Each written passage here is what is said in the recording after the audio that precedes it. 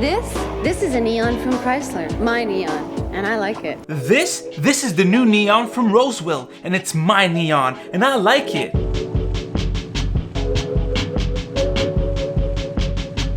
Hey, what's up guys, Snows here, and today we're looking at the RGB mechanical keyboard from Rosewill. It's called the Neon. So let's jump right into it with its design. The keyboard's what?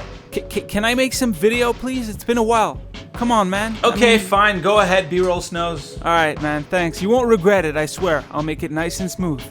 So this keyboard from Rosewill marks a pretty big departure from the design that we've seen on this channel already. Instead of a somewhat angled, boxy, and minimal frame, we go to a more fluid and rounded aesthetic. Honestly, I'm not sure which one I prefer, but this is a pretty nice look for what it costs and does.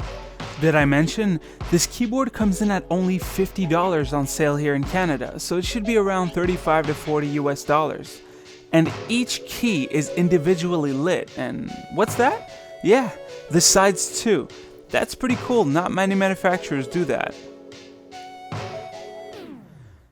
The edges have a bevel, which exposes the metal under the paint. I think they might have tried to continue this trend by making the double shot keycaps glossy on the side, which in my opinion is a bit of a no-no as it makes dust stand out. At least, the top of the keys are textured for grip. The wrist rest has a small logo on the bottom right, which is very muted, being black on black. And my favorite part, the Windows key is left unbranded. Thanks Rosewill, you know how to please me. The keyboard also features a nice kickstand, but we'll talk about that a little bit later. The per key RGB illumination allows for many effects to take place, like breathing, rainbow, raining, single key breathing, and a ton that you can explore. And for that price, I honestly didn't expect it to come with software, but it does. Double thanks, Rosewill. Alright, let's go back to Snows now. So the keyboard specs are pretty nice. You have a pale blue switch, which means the keyboard is responsive, has an amazing tactile bump, but is also very clickety. Or as Link from GMM would say, it's very click, click, click, click, click, ho, ho, ho. But what's great is they also come in brown switches, which means you get all of the tactile bump, all of the responsiveness, minus the clickety. Ho ho. Ho ho ho ho. It has 100% anti-ghosting and also full N key rollover, and it has nicely placed multimedia keys right up here on the top right. Personally, I can't tell you how much I love that feature. The only reason why I regret selling my K70 RGB was because of that. But you're gonna say, oh well Snows, all of the keyboards that you have this feature. Yeah, but you have to press the FN key and press the buttons to be able to access these volume up and down. But with this, it's nicely placed top right, volume up, volume down, and mute, so you can access them like this. One cool feature about this keyboard is the integrated wrist rest, which can also raise up the keyboard. Let's say you're somebody who likes to type when the keyboard is flat, but you also have it raised a little bit. Well, you'd simply pop the little kickstands at the back. There you go. So you raise the little kickstands and you just fold back the wrist rest, and it's elevated and flat. And if for some reason you're a person that likes to type downward, you can just fold back the feet and let the keyboard rest on the wrist rest. That's a little too weird for my taste though. The one little caveat is the fact that the wrist rest is made of hard plastic, which means it's a little hard on the touch, but it is removable. And but again, like double but, it is removable, but you have to unscrew the little hinges, and we're gonna do that now since this is my preferred configuration. Gotta go get my toolbox. This is my toolbox.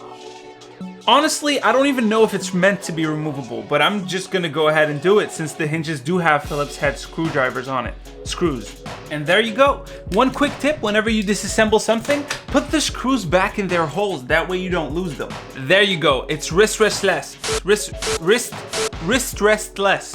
One cool feature you might have noticed while I was taking this out is the fact that the cable is actually routable through this channel here. So you can have it come out through the left, come out through the middle, or come out through the right. I'm sorry, I'm pressing buttons and it's still hooked up to my computer.